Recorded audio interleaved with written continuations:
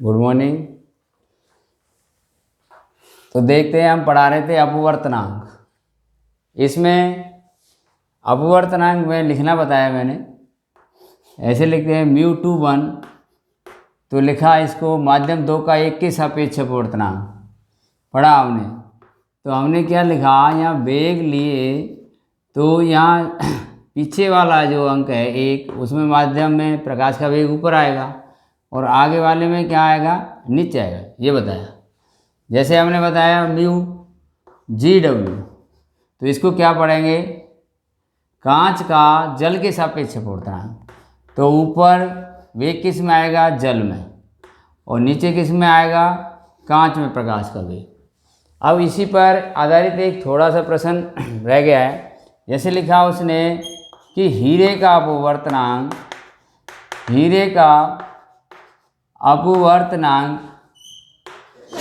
कितना है, 2.42 है।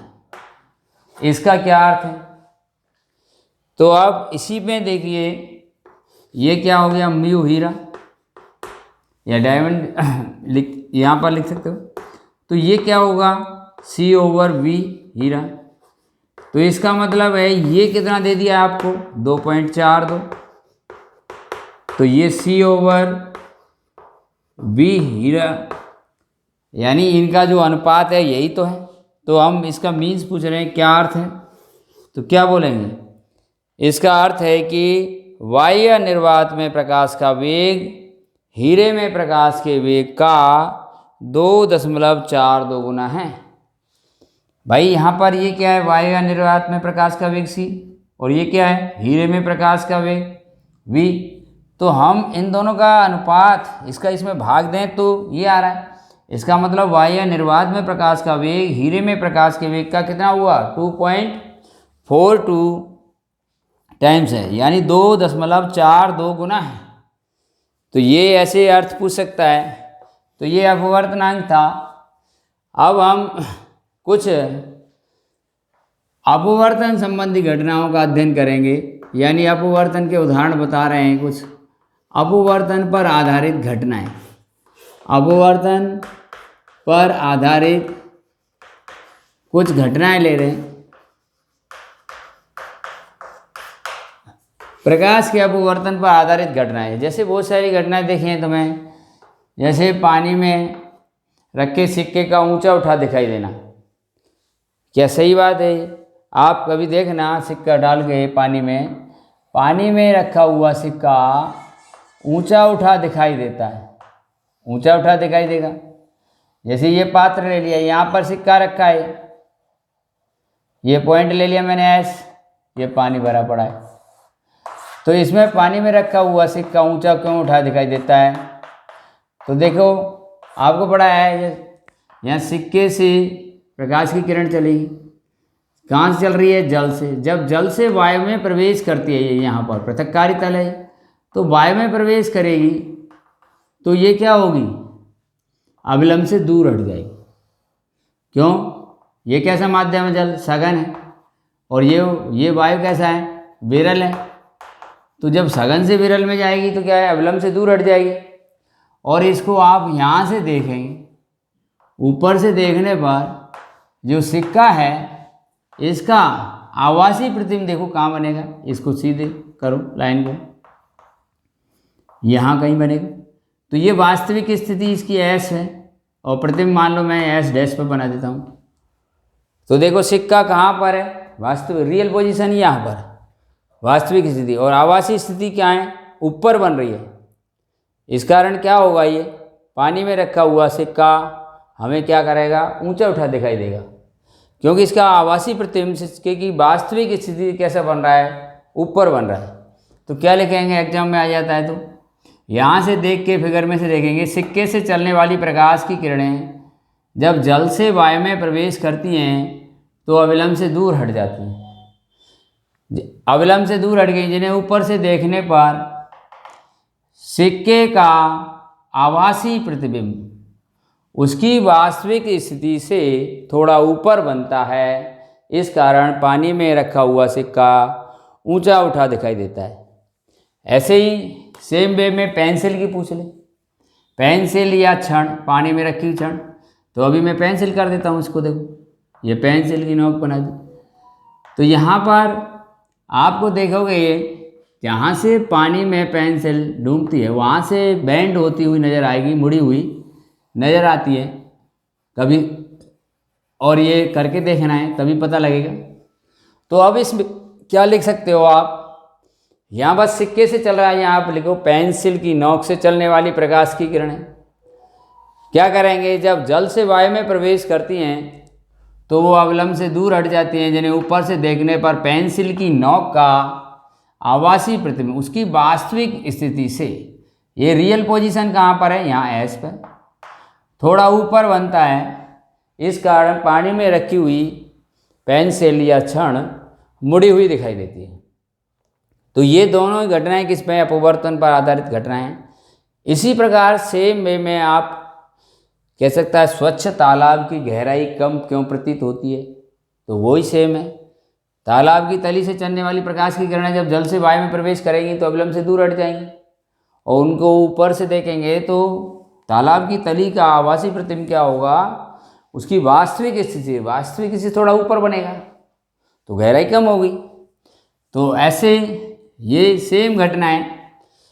अब दूसरी तरह की घटना लेते हैं। आकाश में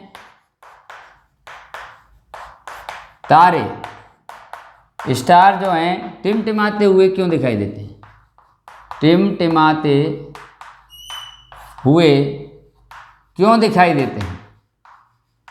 आकाश में रात में तारे देखे होंगे आपने, टिमटिमाते हुए दिखाई देते हैं। अब पहले आपको ये पता होना चाहिए टिमटिमाना क्या होता है। जैसे आपका बल्ब ये मान लो जल रहा है बुझ रहा है, जल रहा है बुझ रहा है, या एक साथ तेज जल रहा है फिर डिम हो रहा है, तो उसको कहते हैं टिमटिमाना, टिमटिमाना कहते हैं। तो ऐसे ही जो तारे हैं वो टिमटिमाते क्यों होंगे, जब उनसे हमारे पास प्रकाश ज़्यादा मात्रा में पहुंचेगा तो चमकीले दिखाई देंगे हमें, और जब प्रकाश की किरणें कम मात्रा में पहुंचेंगी तो उसका मतलब प्रतिबिंब ठीक प्रकार नहीं बन रहा हमारी आंख पर, तो वो बुझता हुआ नजर आएगा। इसी को कहते हैं हम टिमटिमाना। तो आप जैसे जानते हो कि ऊपर वायुमंडल बहुत कम, ऊपर वायु बहुत कम है, तो जो तारे से चलने वाली प्रकाश की किरणें कहाँ से होती हैं, वायुमंडल से गुजरती हैं। अब वायुमंडल का जो घनत्व है वो लगातार परिवर्तित होता रहता है, ताप परिवर्तन भी होता है यहाँ पर। तो यहाँ पर हम लिखेंगे तारे से चलने वाली प्रकाश की किरणें परिवर्तित घनत्व वाली वायु की विभिन्न परतों से लगातार, जैसे ये चल रही है यहाँ से अपवर्तित हो जाएगी, यहाँ फिर अपवर्तित होगी, ऐसे बहुत बार अपवर्तित होकर क्या होगी, ये हमारी आँख तक पहुँचेगी, आँख तक पहुँचेगी।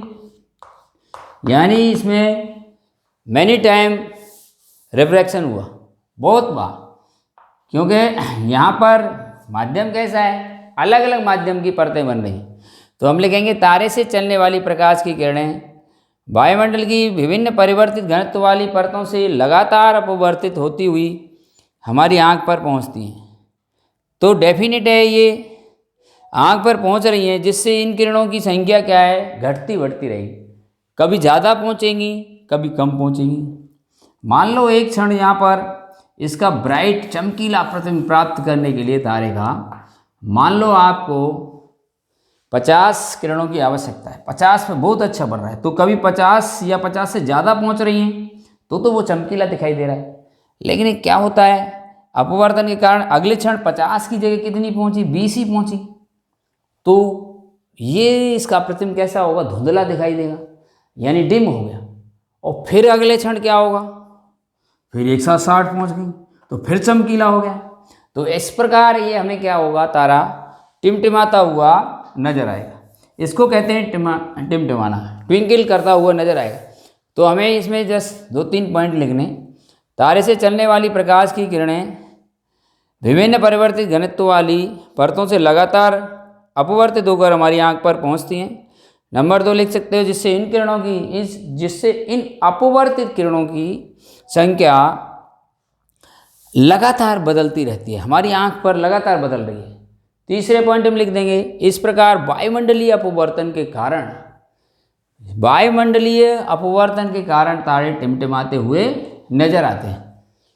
तो ये क्लियर। अब कोई तुरंत प्रश्न पूछे कि भाई ऐसा हो गया, सूर्य क्यों नहीं टिमटिमाता? फिर भाई सूर्य, सन, अरे सन में भी ऐसा ही हो रहा है, वो भी परिवर्तित घनत्व वाली परतों से हुई किरणें आ रही हैं, फिर सूर्य क्यों नहीं टिमटिमा रहा? क्वेश्चन पूछ सकते हो आप। तो यहाँ पर देखिए, तारे तो हमसे बहुत दूरी पर हैं, ज़्यादा दूरी पर हैं, तो इनका जो दृष्टि क्षेत्र है, विजुअल एरिया, यहाँ देखो इसका एरिया जो है, ये दृष्टि क्षेत्र जिसको बोलेंगे, जो हमको दिखाई दे रहा है वो कम है। किसका? तारे का तो कम है, लेकिन सूर्य हमसे कम दूरी पर है, तो इसका जो दृष्टि क्षेत्र है बेटा, वो क्या है? वो बड़ा है, लार्ज है। तो क्या होगा? देखो, यहाँ दृष्टि क्षेत्र बड़ा होने का मतलब है, इससे हमारे पास जो किरणों की संख्या होगी बहुत ज़्यादा आएगी। वैसे भी देखते हो आप, सूर्य की तरफ देखते हो तो आंखें बंद करनी पड़ती हैं, क्योंकि ऑलरेडी पहले से ही इतनी किरणों की संख्या आती है कि वायुमंडलीय अपवर्तन के कारण जो संख्या चेंज हो रही है तुम्हारी 10, 20, 50 किरणों की, उन पर कोई असर नहीं पड़ता इसके प्रतिबिंब पर, क्योंकि ऑलरेडी 2 गुनी, 3 गुनी, 10 गुनी किरणें आ रही हैं। क्यों? क्योंकि इसका दृष्टि क्षेत्र बहुत ज़्यादा है। दृष्टि क्षेत्र ज़्यादा है तो यहाँ से ज़्यादा किरणें चल रही हैं अपने पास, और यहाँ से कम चल रही थी। अब कम में से और कम हो जाएं तो वायुमंडलीय अपवर्तन का प्रभाव पड़ सकता है, लेकिन यहाँ तो ऑलरेडी पहले ही 4 गुनी, 6 गुनी डबल आ रही थी। अब मान लो सूर्य का अच्छा ब्राइट प्रतिबिंब प्राप्ति के लिए 100 किरणें चाहिए, और पहले से 400 आ रही हैं, कभी 300 हो रही हैं, कभी 200 हो रही हैं, कभी 400 हो रही हैं, तो समझो हर समय 100 तो आ ही नहीं है।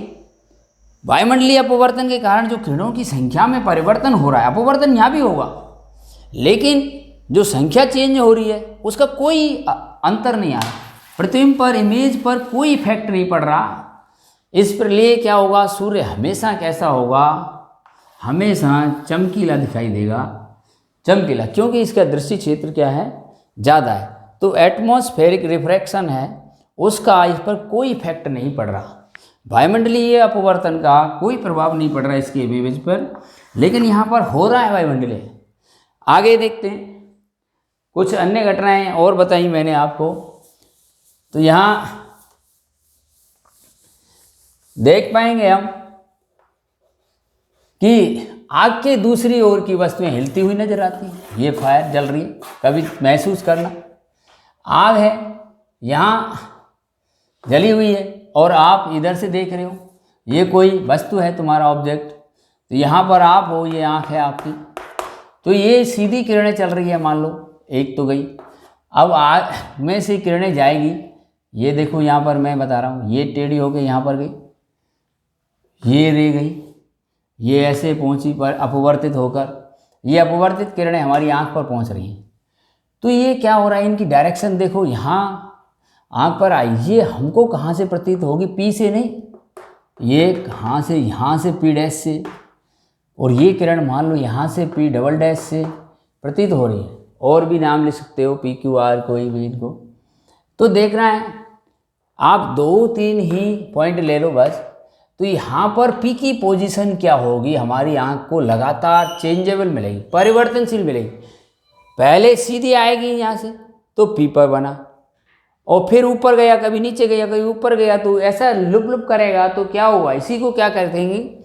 शेकिंग करता हुआ, हिलता हुआ नजर आएगा। यानी आँख के दूसरी ओर की वस्तुएं कैसी आएंगी? हिलती हुई नजर आएंगी। क्यों? उसकी आवासीय स्थिति लगातार चेंज हो रही है, प्रतिबिंब की लगातार, कभी ऊपर, कभी नीचे, कभी दाएं, कभी बाएं बन रहा है। तो हम लिखेंगे यहाँ पर, वस्तु से चलने वाली प्रकाश की किरणें ये चल रही हैं, परिवर्तित घनत्व वाली आग की लपटों से लगातार अपवर्तित होकर हमारी आँख पर पहुँच रही है, अपवर्तन के पश्चात पहुँच रही है, जिससे इन अपवर्तित किरणों की दिशा लगातार बदलती रहती है, चेंजेबल रहेगी, जिससे क्या है? वस्तु की आवासीय स्थिति बदल रही है। इस कारण क्या हो रहा है, आग के दूसरी ओर की वस्तुएं हिलती हुई नजर आ रही। कैसे आ रही हैं? हिल रही। समझ गए? ऐसे ही तो क्या लिखेंगे यहाँ, वस्तु से चलने वाली प्रकाश की किरणें परिवर्तित घनत्व वाली आग की लपटों से लगातार अपवर्तित होकर हमारी आंख पर पहुंचती हैं। नंबर 2, जिससे आंख पर पहुंचने वाली इन अपवर्तित किरणों की दिशा, अब की बार संख्या नहीं बोलना है, क्या होता है, दिशा लगातार बदलती रहती है। इस कारण क्या हो रहा है, वस्तु की आभासी स्थिति लगातार परिवर्तित होती है। इस कारण हम लिख देंगे, प्रश्न उतार देंगे, आग के दूसरी ओर की वस्तुएं हिलती हुई नजर आती हैं।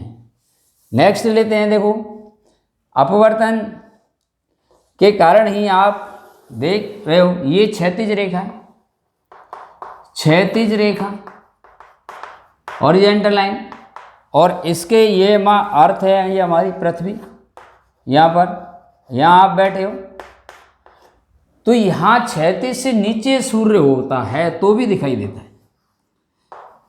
क्षैतिज से सूर्य नीचे है यहाँ पर तो दिखाई देने लग जाता है। अब देखो ये आँख है, अगर ये से सीधी किरण जाए तो ये तो क्या है, यहाँ मिट्टी भरी हुई है अर्थ में, तो ये सीधी मिट्टी में होकर कैसे जा सकती है, मिट्टी तो अपारदर्शी है, तो कैसे दिखाई दे रहा है। पहले आप ये समझिए क्षैतिज क्या होता है। क्षैतिज से हमें नीचे का नहीं दिखाई दे सा, जैसे आप बेड पर लेटे हुए हैं तो आपको बेड के नीचे का दिखाई नहीं दे रहा, वो क्षैतिज लाइन होगी। ऐसे ही पृथ्वी की, ये पृथ्वी की जो सतह है वो क्षैतिज रेखा है। अब मान लो जहाँ पृथ्वी समाप्त हो रही है वहाँ से नीचे कोई वस्तु है तो वो कैसे दिखाई देगी। आप छत पर लेटे हुए जिसकी बाउंड्री नहीं है, आप छत पर से देखोगे तो नीचे की वस्तुएं दिखाई नहीं, नज़र नहीं आएंगी ज़मीन की, लेकिन बहुत दूर जाकर आप देख पाएंगे कि ज़मीन भी नज़र आती है। तो ये ऐसा क्यों होता है, ये देख, तो यहाँ ये अर्थ के चारों ओर क्या है, पृथ्वी, वायुमंडल, वायुमंडल की परतें विभिन्न। तो आप देखते हो सूर्य से पृथ्वी की ओर चलते हैं तो वायु की सघनता क्रम से बढ़ती जाती है, बढ़ती है, सघन हो रही है वायु। यहाँ पर पृथ्वी की ओर चलते हैं तो वायु ज़्यादा है। तो आप देख पाएंगे जब प्रकाश की किरण, ये मैंने एक सरफेस मान ली यहाँ पर और ये अभिलंब खींच लिया, तो ये मान लो सूर्य से ऐसी किरण आई, तो ये क्या है, जब विरल माध्यम से सघन माध्यम में प्रवेश करेगी, ये बहुत सारी परतें हैं ऐसी, यहाँ विरल है सूर्य के पास और फिर पृथ्वी की तरफ आ रहे हैं तो ये सघन होगा, तो ये यूँ जानी चाहिए थी, लेकिन ये क्या होगी, थोड़ी सी अविलंब की ओर झुक जाएगी।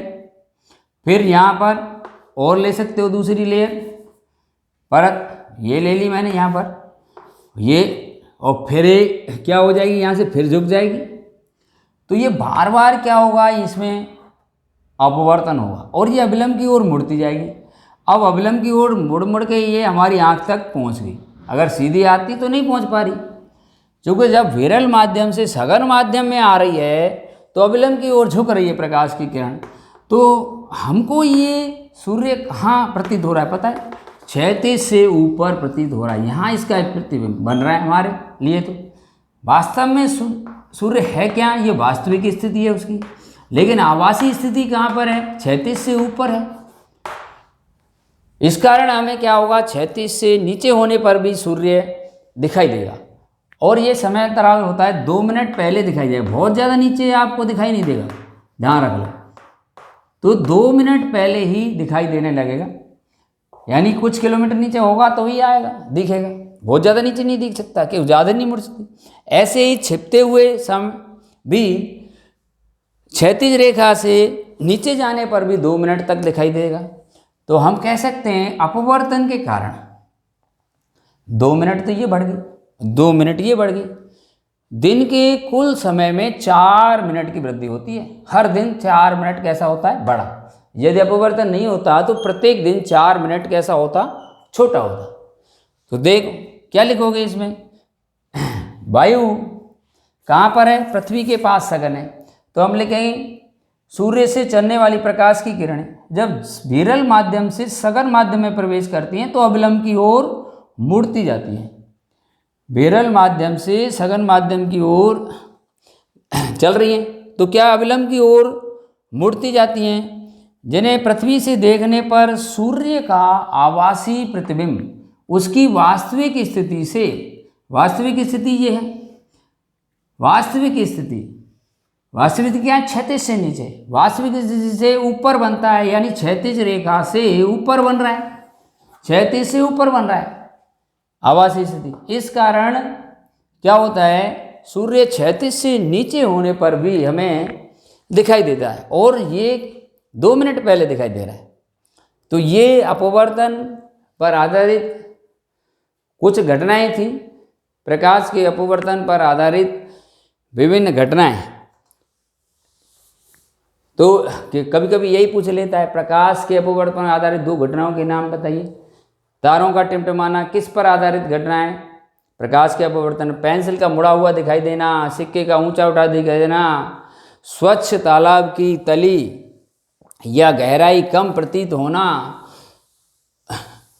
कुएं की गहराई कम प्रतीत होना, ये सब अपवर्तन के आग के दूसरी ओर की वस्तुएं हिलती हुई नजर आना। और अभी बताया था सूर्य क्षैतिज से नीचे होने पर भी क्या होना, दिखाई दे जाना।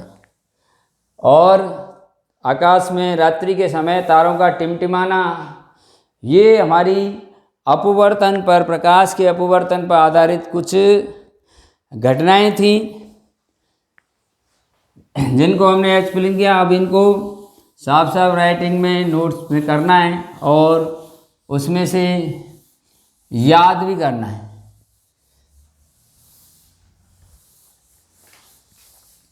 तो इसके बाद नेक्स्ट वीडियो में देखते हैं प्रकाश की अन्य घटनाओं के बारे में हम अध्ययन करेंगे। Thank you, have a nice day. मिलते हैं नेक्स्ट वीडियो में।